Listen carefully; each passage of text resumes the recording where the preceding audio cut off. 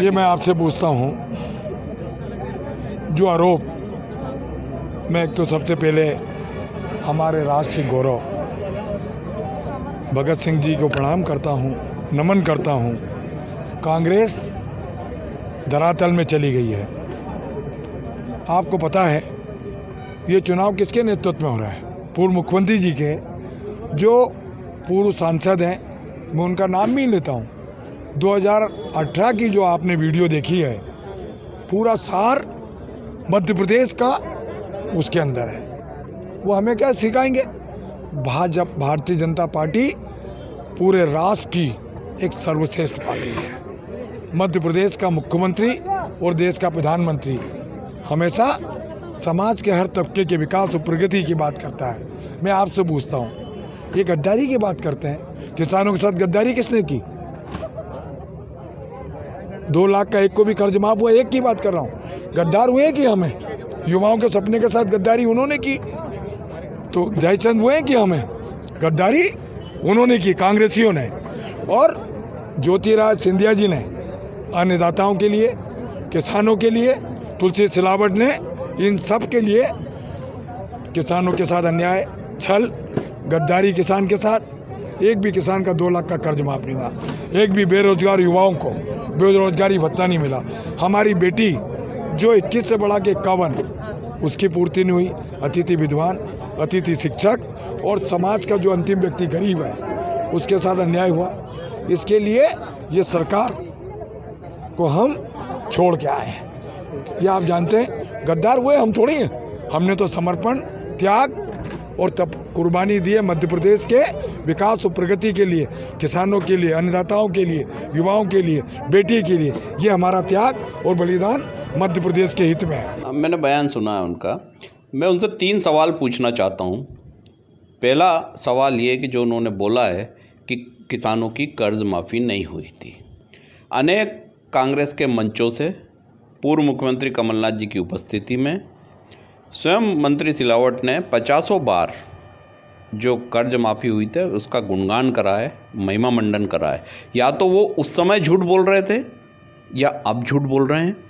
ये वो पहले तय कर लें कि कांग्रेस के मंच से जब वो भाषण देते थे तो कर्ज माफ़ी की तारीफ़ करते थे, तो वो क्या झूठ बोलते थे? और अगर वो झूठ नहीं बोलते थे तो आज झूठ क्यों बोल रहे हैं? ये जनता को उनको जवाब देना चाहिए। दूसरा, उनका जो आरोप है उसका मैं जवाब दे रहा हूँ कि उनको जब अधिकार है भगत सिंह जी को नमन करने का, शहीद भगत सिंह को नमन करने का, जब वो झांसी की रानी के साथ गद्दारी कर कर उनको शहीद करवाने वाले उनके नेता ज्योतिरादित्य सिंधिया को लेकर वो उनके समाधि स्थल पर जाएं और माफ़ी मांगें, उसके बाद जनता से वोट मांगने आएँ, जब वो शहीदों को नमन करें।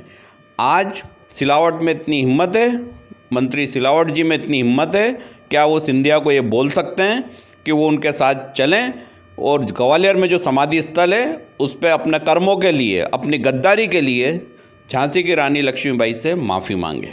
और अगर ये माफ़ी नहीं मांगेंगे तो सारे विधानसभाओं में, सभी 27 विधानसभा में जनता ये प्रश्न पूछेगी कि आपने ये गद्दारी क्यों की थी और आज आप कौन सी वफादारी की बात कर रहे हैं? तो लोकतंत्र के हत्यारों को जनता माफ़ नहीं करेगी। अगर बरकरार की कोशिश की जाएगी तो कांग्रेस उसका पर्दाफाश करेगी। शहीद भगत सिंह जी ने आज़ादी के लिए जो कार्य किए और जो आहुति दी, उसकी तुलना किसी से भी भारतीय जनता पार्टी का एक भी नेता नहीं है जिससे की जा सकती है, ना उनको नाम लेने का अधिकार है।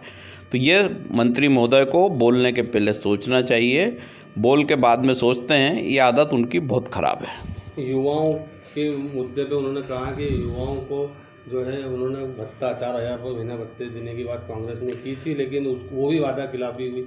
उसको लेकर भी उन्होंने तंज कसा है कांग्रेस। देखिए, कांग्रेस ने कोई वादा खिलाफी नहीं की। 4,000 भत्ता देने की बात थी, सरकार आएगी, वो भत्ते की पूरी स्क्रूटनी होगी, वो भत्ता दिया जाएगा। भत्ता देने की कार्रवाई शुरू की थी। अतिथि शिक्षकों को हमने नियमित करने का शुरू करा था। आज सरकार ने, भारतीय जनता पार्टी की सरकार के मंत्री ने जवाब दिया है कि हम अतिथि शिक्षकों को नियमित हम नहीं करेंगे, कांग्रेस नियमित करने वाली थी। तो ये लोग लगातार झूठ बोल के भ्रम फैलाते हैं। कोरोना के जिम्मेदार मंत्री सिलावट हैं, जो उस समय भाग खड़े हुए, वो फार्म हाउस में छुपे हुए थे और वहाँ आनंदमय जीवन जी रहे थे, यहाँ लोग मर रहे थे। ये जनता बहुत अच्छे से जानती है। काला बाजारी जनता ने झेली है।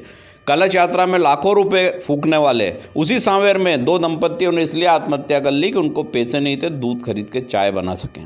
तो ये सिलावट का असली चेहरा है, भाजपा का चाल चरित्र चेहरा है, और जनता बहुत अच्छे से देख रही है और बहुत करारा जवाब मिलने वाला है।